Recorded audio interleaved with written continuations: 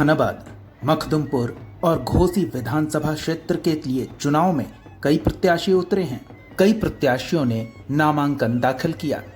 कुछ दलीय, कुछ निर्दलीय, कुछ दमदार, कुछ मजबूत दावेदार।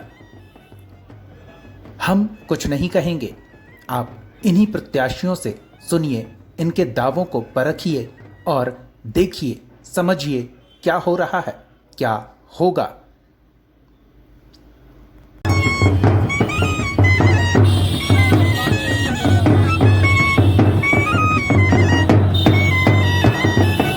अढ़ाई साल के कार्यकाल को देख करके और फिर से एक बार जहानाबाद की महान जनता के सेवा के लिए हमें भेजा है। हम पूरी लगन और मेहनत के साथ, जिस तरह हम अपने पिता के निधन के बाद जहानाबाद के लोगों ने हम पर विश्वास जताया था और अपार बहुमत से चुनाव जिताकर भेजा था, हमने उसका लाज रखा। चाहे वह भादों की अंधेरी हो, जेठ की दोपहरी हो, जिस समय जहानाबाद की महान जनता हमको याद किया, हम खड़ा रहे उनके सामने।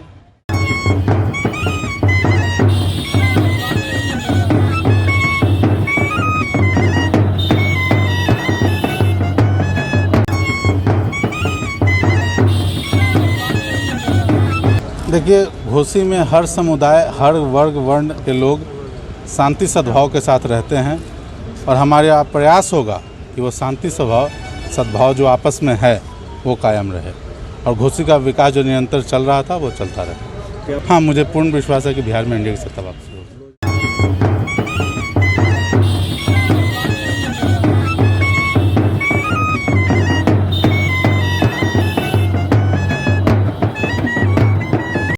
माननीय मुख्यमंत्री श्री नीतीश कुमार जी का जो विकास का जो मुद्दा है, मैं उसको आगे बढ़ाते हुए चलना चाहता हूँ। माननीय नरेंद्र मोदी जी का जो आज देश ही नहीं पूरे विदेश में जो नाम गया है, उस नाम को मैं जिंदा रखना चाहता हूँ। श्री जीतन राम मांझी पूर्व मुख्यमंत्री साहब ने जो यहाँ काम किया है, बिहार के लोगों के लिए जो काम किया है, जो सम्मान पाया है, इज्जत दिया है, उस सम्मान को मैं जिंदा रखना चाहता हूँ।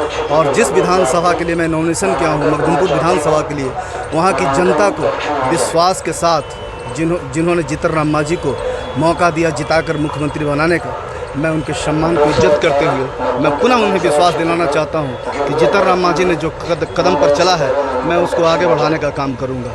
मैं भी एक्सपीरियंस हूँ, 25 साल से मैं राजनीति कर रहा हूँ। मैं उनके साथ काम रह के सीखा है, इसलिए मुझे तजुर्बा है वो कैसे काम करते हैं। इसलिए मैं समझता हूं कि इनके काम को आगे बढ़ाने में मांझी जी के नाम पे आपको वोट चाहिए। अभी तो फिलहाल मखदुमपुर की जनता के लिए वास्तव में मैं नया हूं, इसलिए मांझी साहब ने जितना काम किया है, मैं समझता हूं कि मेरे पिता के काम का मुझे मिलना चाहिए।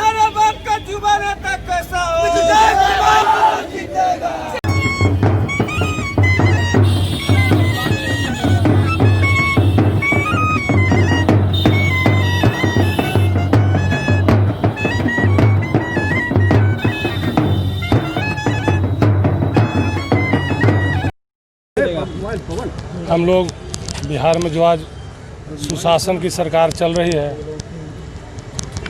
जिस तरह का स्थिति है, कोरोना के नाम पर जिस तरह भयंकर लूट हुआ, इस सुशासन को ख़त्म हम लोग इस तरह से करेंगे। और हम लोग का मेन मुद्दा है शिक्षा और स्वास्थ्य, बेरोजगारी। इसी पे हम लोग चुनाव लड़ेंगे।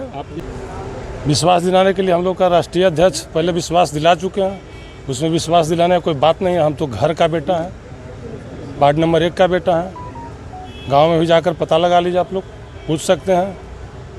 हम लोग जातिवाद से परे, हमारे पार्टी का नाम है भारतीय सब लोग पार्टी। तो हम लोग कोई जातिवादी व्यवस्था नहीं रहेगा हम लोग के पार्टी में। सारा लोग के लिए, हिंदू, मुस्लिम, सिख, ईसाई, सब के लिए हमारे पार्टी में एक व्यवस्था रहेगा। हम लोग भ्रष्टाचार के खिलाफ लड़ाई लड़ेंगे और सबसे मेन मुद्दा है भ्रष्टाचार ही हम लोग का रहेगा।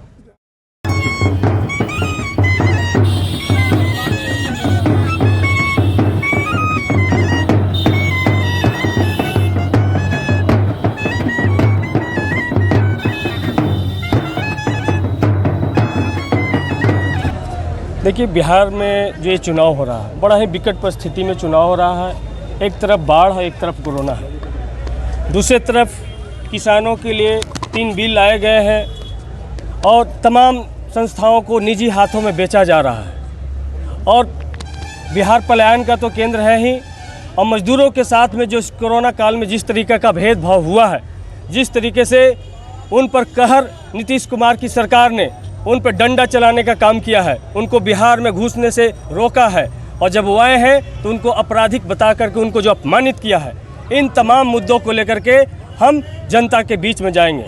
और जनता के बीच में हम तेजस्वी प्रसाद यादव जी के नेतृत्व में जो उन्होंने ऐलान किया है कि बिहार में सबसे जो बड़ी समस्या है वो बेरोजगारी, हमारे पहले कैबिनेट में हम 10 लाख लोगों को रोजगार देंगे, वो भी बगैर पैसे के फॉर्म फिलअप कराएंगे। इन तमाम सवालों को लेकर के हम जनता के बीच में जाएंगे और मखदूमपुर में हम वहाँ पर भ्रष्टाचार खत्म करेंगे।